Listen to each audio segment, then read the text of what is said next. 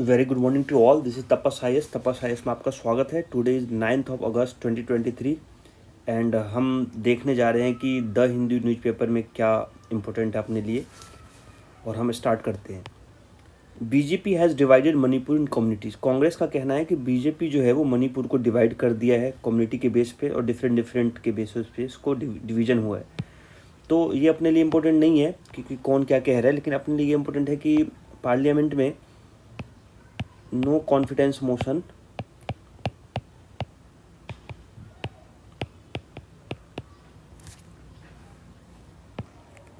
इस पे बहस चल रही है। तो नो कॉन्फिडेंस मोशन आप सबको बता ही चुका हूँ मैं कि लोकसभा में ओनली होता है।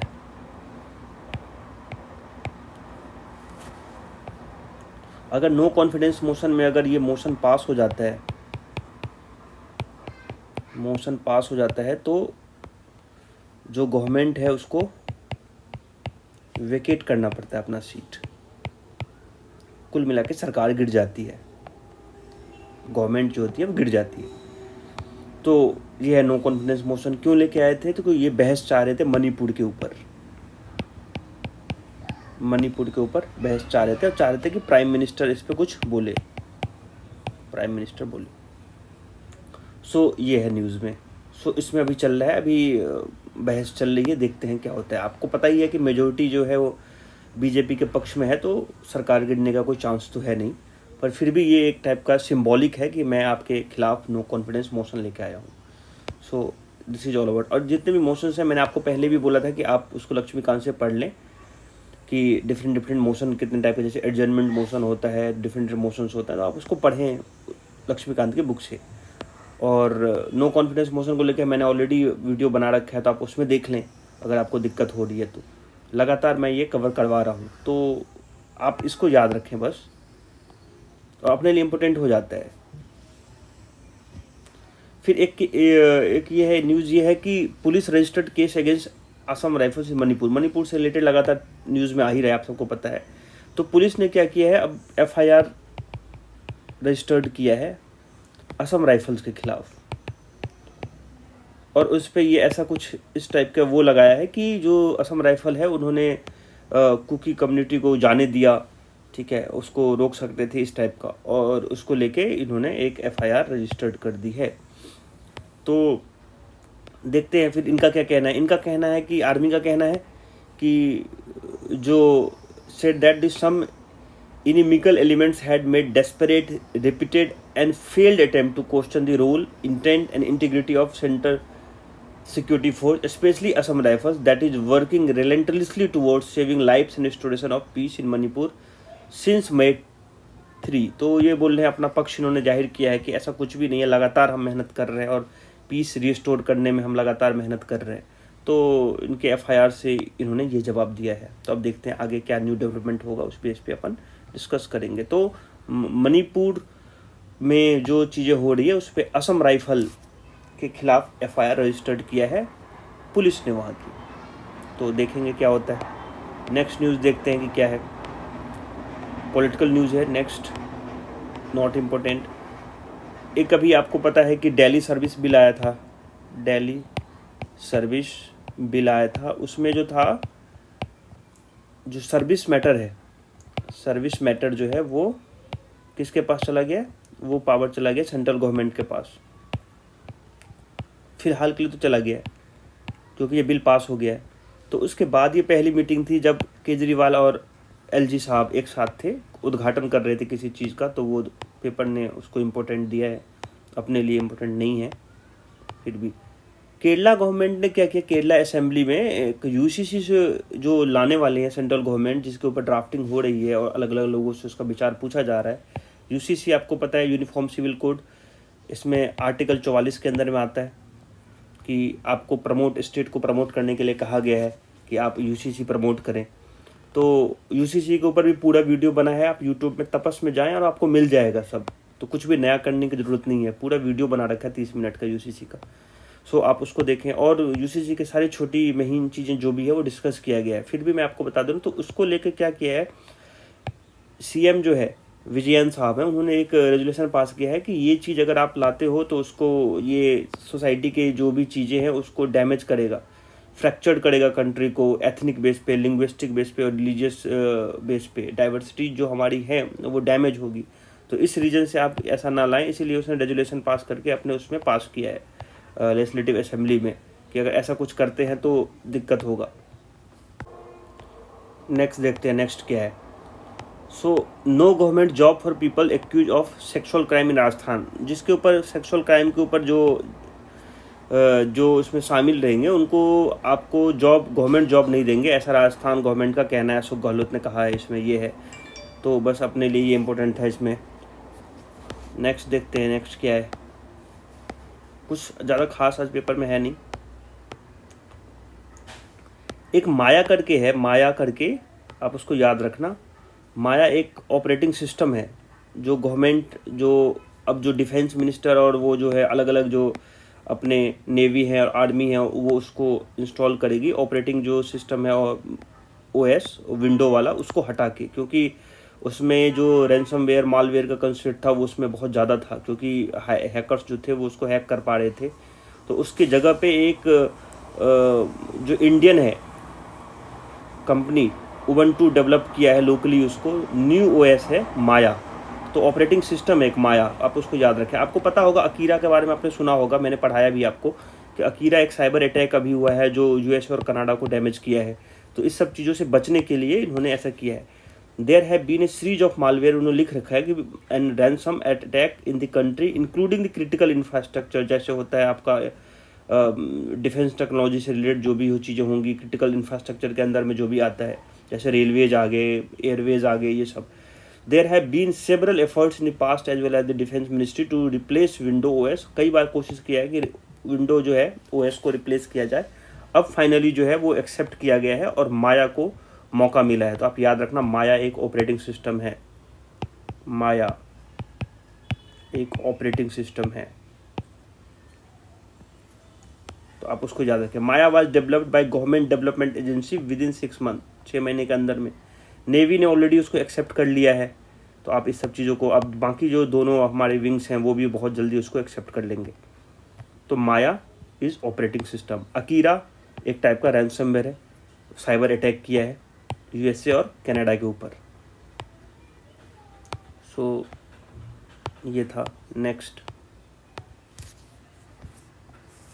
यस, सो आज का एडिटोरियल है कि the grammar of commerce in a new age of geopolitics. So देखते हैं कि इसमें ये क्या है कि किस टाइप का जो करेंसी की बातें हो रही हैं कि जब यूएस और जब रसिया और यूक्रेन में लगातार वॉर चल रहा है अभी, तो उस समय पे जो करेंसी का रोल है वो बहुत इम्पोर्टेंट हो जाता है। अंडरस्टैंड कीजिएगा। आप सभी को पता है कि स्विफ्ट जो था उसको रसिया से बैन कर दिया गया, वेस्टर्न कंट्री ने, वेस्टर्न एंड यूरोपियंस ने। सो जब हम ट्रेड करेंगे तो अब हमारे लिए ट्रेड करना आसान नहीं रहा, क्योंकि रसिया को स्विफ्ट से बैन कर दिया गया। सो डेफिनेटली हम कुछ नया ढूंढेंगे। तो इंडिया जो था वो रुपी और वो जो है वस्त्रो, उसमें एग्रीमेंट करना स्टार्ट किया। सो अब देखते हैं कि क्या आगे, क्या राइटर क्या कहना चाह रहे हैं, उसके बेस पे समझेंगे अपन। सो ये कहना चाह रहे हैं कि लास्ट 2018 से 23 तक, लास्ट 2018 से ये बात करें, सिंस 2018 से, कि 23 एडवांस एंड डेवलपिंग कंट्री जो है, 23 की बात हो रही है, 18 से 23 नहीं, 2018 से अभी की बात हो रही है। 23 ऐसी एडवांस कंट्री हैं, डेवलपिंग कंट्री हैं या एडवांस कंट्रीज हैं जो कि करेंसी स्वैपिंग एग्रीमेंट के साथ साइन हुआ है इंडिया के साथ। तो अंडरस्टैंड कीजिएगा कि आपको 2018 का समय था और अभी का समय है। 23 ऐसी कंट्री हैं, मोटा मोटी पकड़े हैं इन्होंने, जिसमें एडवांस कंट्री भी है और डेवलपिंग कंट्री है, जो इंडिया के साथ करेंसी स्वैप एग्रीमेंट अरेंजमेंट किया है। आपको पता ही है क्या, तो करेंसी की, तुम्हारी करेंसी जो है हम यूज करेंगे और मेरी वाली करेंसी को तुम यूज करना, करेंसी स्वैप वही होता है। और इससे क्या होता है, लोकल करेंसी को बूस्ट मिलता है। वो सब देखेंगे आगे क्या कह रहे हैं राइटर्स। पहले हम ये देखेंगे कि क्या हुआ है। फिर ये कह रहे हैं कि रुपीज़ का इंटरनेशनल पेमेंट कैसे, आप सबको पता है कि दिरहाम जो है अभी हमने साइन किया है यूएई के साथ, तो ऐसे बहुत सारे हैं जैसे हमने साइन कर रखे हैं, लेकिन राइटर जो लिख रहे हैं वो बताने की कोशिश कर रहा हूँ मैं। In the use of Indian rupees for international transaction after the Ukraine Russia war began in 2022। तो उसके बाद इंटरनेशनल ट्रांजेक्शन जो है वो बढ़ने लगा रुपीज़ के टर्म में। फिर क्या कह रहे हैं कि the issue become serious for Russia. अब वो रशिया के लिए इशू है, क्यों? क्योंकि रशिया जो है लार्जेस्ट सप्लायर ऑफ इंडिया है क्रूड ऑयल में, और इंडिया भी जो है एक्सपोर्ट करता है रशिया में। तो आपको जब आपको स्विफ्ट से बाहर कर दिया गया तो आप तो पेमेंट तो करोगे ना किसी वे में, तो आप किस चीज़ में पेमेंट करोगे? तो इसके लिए आपको प्रॉब्लम हो गई, तो उसको लेके इन्होंने सॉल्यूशन बनाया। An alternative route was chosen to settle payment between India and Russia by using the Indian rupees in transaction related to trade between two countries. Indian rupees में transaction, so export from India can also be paid in rupees. So India जो export करेगा वो भी rupees में payment होगा, और वहाँ की जो वोस्त्रो जो बैंक होंगे जो अकाउंट मेंटेन करते होंगे वो उसका पेमेंट इस रुपीज़ में कर देगा, जैसे इंडिया करता है उसका ऑयल ख़रीदने के बाद। तो सेम चीज़ें हैं। तो इसमें इस तरीके की टेक्नोलॉजी की ज़्यादा समझने की ज़रूरत है नहीं, बस ऐसा समझ लो कि इंडिया में भी एक बैंक रहेगा, उधर भी रशिया में भी एक बैंक रहेगा जो इसका payment Indian and local currency में कर देगा। अब देखते हैं कि रशिया का जो कंटिन्यूइंग विद ट्रेड सरप्लस है, क्योंकि हम ऑयल खरीदते हैं उनसे बहुत ज़्यादा मात्रा में। तो 2020-21 का आंकड़ा कहता है कि 3.42 billion USD dollar followed by similar surplus in the following years, और सिमिलर सरप्लस ही है। तो with Russia reluctant to hold more of the Indian rupee as an asset in vostro account. तो रशिया जो है उसमें इतना अगर वो करना होगा इतने रुपीज़ में, तो रिलक्टेंट है, मतलब वो थोड़ा एग्री नहीं हो रहा है कि इतने इंडियन रुपीज़ को एसेट को वस्त्रो अकाउंट में रखने के लिए इंडिया फेस एन इशू। इसलिए इंडिया को अब इशू हो रहा है कि चलो अब अगर तुम इंडियन करेंसी में नहीं लोगे, रुपीज़ में नहीं लोगे, तो फिर पेमेंट कैसे करूँ? द ऑप्शन वेर फ्यू, क्योंकि डॉलर्स और यूरो तो नॉट परमिसेबल है तुम्हारे लिए, क्योंकि डॉलर्स और यूरो तो रेस्ट्रिक्शंस लग गए हैं, सैंक्शंस हो गए हैं। तो कुछ तो नया टेक्नोलॉजी, कुछ तो नया एक करेंसी तुमको लेना पड़ेगा जिसके टर्म में जो है वो ट्रेड हो सके। तो रशिया ऐसे चीज़ों में बोला है कि चाइनीज युआन पे रशिया जो है वो ज़्यादा एग्री हो रहा है। तो इसको लेके लिखा है कि राइटर ने कि which seems to acceptable to Russia, मतलब चाइनीज युआन जो है वो मोर एक्सेप्टेबल है। This is in the backdrop of Russia selling oil to China and accepting yuan payment. तो ये इनको लेके एग्री हैं कि थर्ड, अगर वस्त्रों और इसमें नहीं हुआ तो किस चीज़ में करेंगे, तो वो बोल रहे हैं कि युआन में कर सकते हैं हम, ऐसा करके। फिर राइटर क्या लिख रहे हैं वो देखते हैं कि ऐसा पहली बार नहीं हुआ है, 1950 में भी हुआ था कि रशिया और जब सोवियत यूनियन हुआ करता था और स्टील प्लांट भिलाई लगाया था, तो इस टाइप में चीज़ें ऑलरेडी पास्ट में हो रखी है। A loan from the Soviet Union to India as well as the net proceed from the trade were pooled through the bilateral clearing account which has denominated in rupees. तो rupees में तो deal हुआ है, ऐसा ही 1950 का एक example भी लिया है। The floating of dollar in 1971 leads to turmoils in the currency market and the rubles at 10 to rupees was virtually left to the market. Problem worsened with the balkanization of former Soviet Union that left Russia standing separate, and India-Soviet agreement had a natural ending at this stage. और जब balkanization हुआ तो ये खत्म हो गया। तो एक टाइप का ट्रेस किया है, हिस्ट्री ट्रेस करने की कोशिश किया है राइटर ने कि इंटरनेशनलाइजेशन ऑफ रुपीज जो हो रहा है उसको किस तरीके से देखा जा रहा है। फिर राइटर ये भी लिख रहे हैं कि रुपी दिरहाम अभी जो एग्रीमेंट हुआ है यूएई के साथ, तो ये लोकल करेंसी को बूस्ट करेगा, रेमिटेंस जो है, ट्रांजैक्शन इन ट्रेड है, कैपिटल फ्लो है, उससे बढ़ेगा, ऐसा करके। इन एडिशन उसके बाद फिर लिखते हैं एग्रीमेंट प्रोवाइड फॉर इंटरलिंकिंग, जो पेमेंट का इंटरलिंकिंग और मैसेजिंग सिस्टम है वो भी स्ट्रॉन्ग है, यूई के साथ किया है एग्रीमेंट, एमओयू साइन हुआ है। It makes quick and cost effective transfer of money, इससे क्या होगा, ट्रांसफर हो जाएगा मनी बहुत जल्दी में। फिर ये डेटा लिखते हैं कि 18% of share of terms in total remittance जो होगा वो इंडिया में इसके थ्रू फ्लो होगा। नेगोशिएशन अब इंडोनेशिया के साथ नेगोशिएशन चल रहा है कि आप इसको भी रुपये बेस ट्रांजेक्शन करें। तो आपको इंडोनेशिया भी, आपको याद रखना है कि इंडोनेशिया भी लाइमलाइट में आ गया, क्योंकि ये भी ट्रांजेक्शन करना चाह रहे हैं इंडियन रुपीज़ में। आपको पता है कि इंडोनेशिया का रुपया है वो लोकल करेंसी उधर की। फिर देखते हैं कि क्या कहना चाह रहे हैं। कह रहे हैं कि with the Indian rupees the Russian rubles, China yuan, UAE dirham and even Indonesian rupees share the common goal of local currency transaction। ये सब लोग चाहते हैं कि लोकल करेंसी में ट्रांजेक्शन हो। क्यों? क्योंकि जो नॉर्थ के जो हेजेमनी है डॉलर को लेके, वो ख़त्म होना चाहिए। तो उसको लेके पूरा ये राइटर लिखने की कोशिश कर रहे हैं। A new financial architecture where currency of the south are ready to replace hegemonic and exploitative order enjoy by currency of the north for much too long. तो ये इसको राइटर लिख रहे हैं कि डॉलर का रिप्लेसमेंट जो है वो कैसे लोकल करेंसी कर सकती है। Next is climate events and umbrella for urban health. तो कैसे क्लाइमेट जो है, जो क्लाइमेट है,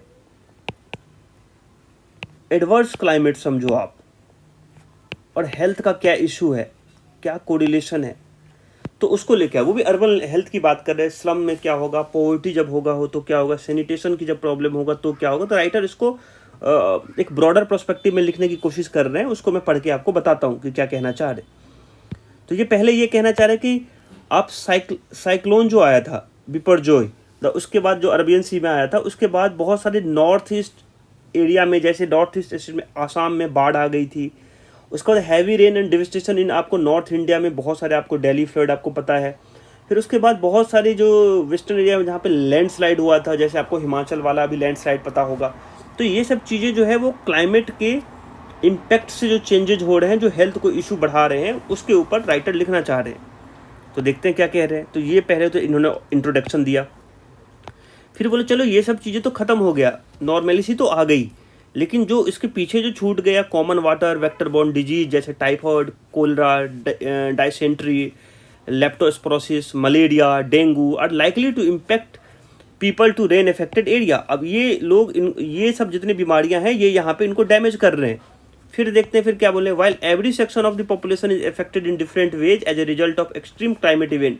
अभी एक्सट्रीम क्लाइमेट इवेंट ही तो है, लेकिन जो बोल रहे हैं कि ये तो सबको डैमेज कर रहा है, लेकिन सबसे ज़्यादा जो डैमेज कर रहा है वो स्लम और अर्बन सेटलमेंट जो कॉलोनीज़ हैं उसको डैमेज कर रहा है, क्योंकि वो ऑलरेडी पॉवर्टी से जूझ रहे हैं।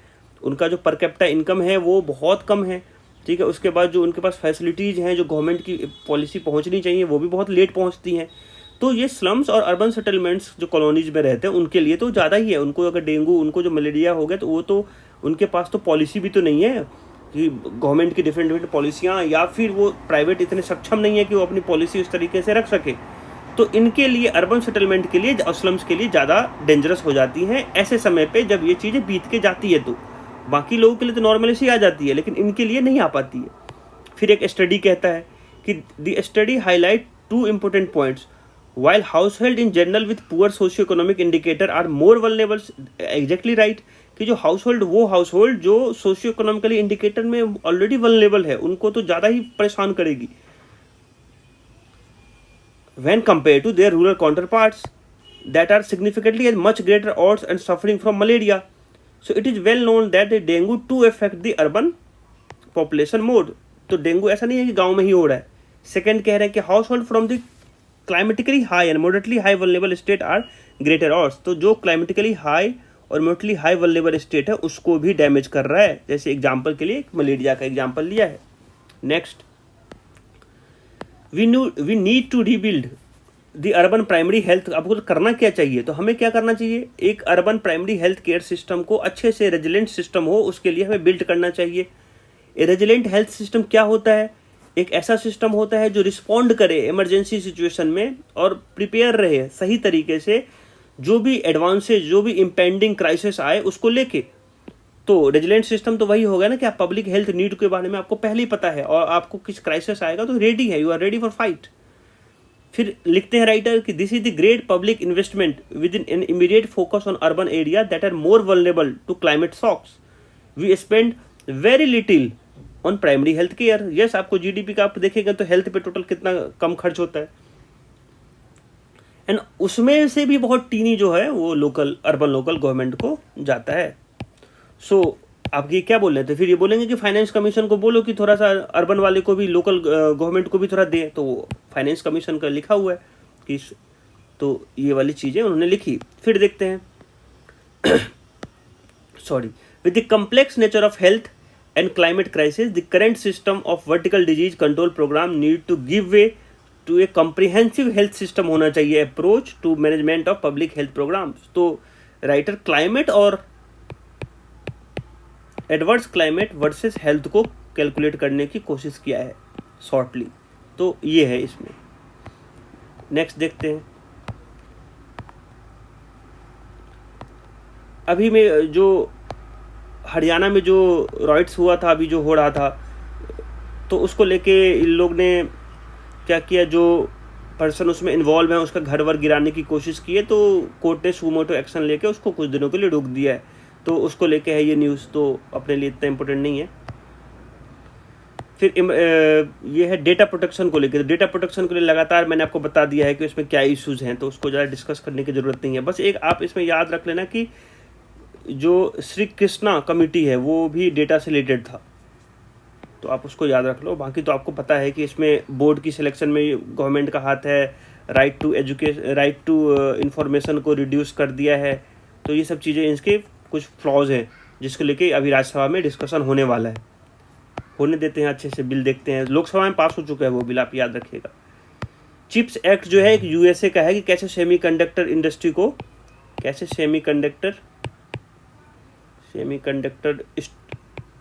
को बूस्ट किया जाए, इसमें इनोवेशन करें, टेक्नोलॉजी लेके आएँ। तो ये चिप्स एक्ट जो है वो यूएसए का है। उसको देख के क्यों ना हम अपना इस टाइप का चीज़ें बनाएं, उसको लेके राइटर ने लिखा है कि हम भी इसी टाइप का कुछ एक्ट ऐसा प्रोविज़न करें कि जिससे हमारा भी सेमीकंडक्टर जो है इंडस्ट्री जो है वो बूस्ट करे। तो ये न्यूज़ है। तो चिप्स एक्ट जो है यूएसए से है आप, और सेमीकंडक्टर से रिलेटेड है। नेक्स्ट देखते हैं। Tribal in non ST village felt, ये एक छोटा सा आज डिस्कशन है कि जो जनवरी 26, 1950 when the constitution came into the force, the 5th schedule gave special protection। 5वां शेड्यूल आपको पता है और 6th शेड्यूल पता होगा। 6th शेड्यूल में कुछ पर्टिकुलर स्टेट हैं, 5th शेड्यूल में जो है कि आपको दिया गया है कि प्रोटेक्शन है। 5th शेड्यूल में स्पेशल प्रोटेक्शन है विलेज को, जो कि ट्राइबल अक्रॉस वेरियस स्टेट, अलग अलग स्टेट में ट्राइबल पीपल रहते हैं, तो उसको एक प्रोटेक्शन है। तो ये कहता है कि the 5th schedule give special protection to village that were predominantly inhabited by tribal across various state. और 6th शेड्यूल क्या कहता है? 6th schedule constitution cater to the entire tribal belt of the North East. ठीक है, तो AMMT है ना इसमें, AMMT। तो ये 4 स्टेट को वो प्रोटेक्शन देता है नॉर्थ ईस्ट के, और इसमें जो सारे स्टेट है जहाँ जहाँ ट्राइबल रहेंगे वो विलेज को प्रोटेक्शन मिलेगा। तो उसको लेके है। और आंध्र प्रदेश का एक केस स्टडी लिया है कि आंध्र प्रदेश में कैसे जो है वो अलग अलग सरकार आई और अलग अलग ट्राइबल को किस तरीके से उन्होंने दिया। तो वो अपने लिए इम्पोर्टेंट नहीं था अपन को, मैं केवल 5th और 6th शेड्यूल पे कंसंट्रेट करना चाह रहा था। Once the village are not notified under 5th schedule, the village will be entitled to fund from tribal sub plan which can be utilize for development and they will come. अगर एक बार 5th schedule में वो registered हो गया ना वो गाँव, तो फिर उसको अलग अलग फंड भी मिलेंगे। तो उसको लेके, और उसके बाद क्या, notifying tribal village under the 5th schedule gives protections primarily being tribal village not in inch of land can be taken. अब आपको पता है कि अगर ट्राइबल विलेज हो जाएगा तो 1 इंच भी जमीन नहीं जाएगी, ना कोई नॉन ट्राइबल ले सकता है, ना कोई प्राइवेट कॉर्पोरेशन ले सकता है। क्यों? क्योंकि बहुत सारे एक्ट में ये डिस्कशन है। Even the natural resources can not be exploited, natural resource भी नहीं ले सकता है, बिकॉज पैसा एक्ट लगता है वहाँ पे, फॉरेस्ट राइट एक्ट लगता है। तो बहुत सारे एक्ट के अंदर में उनको प्रोटेक्शंस हैं। तो आप शेड्यूल 5th और schedule 6th of constitution of India पढ़ें तो इससे ये निकलता है। तो मैंने डिस्कस कर दिया कि 5th में जो है प्रोटेक्शन है विलेज को, कि किसी भी स्टेट में हो सकता है ट्राइबल पीपल, और इसमें तो 4 स्टेट AMMT मैंने बता ही दिया। नेक्स्ट,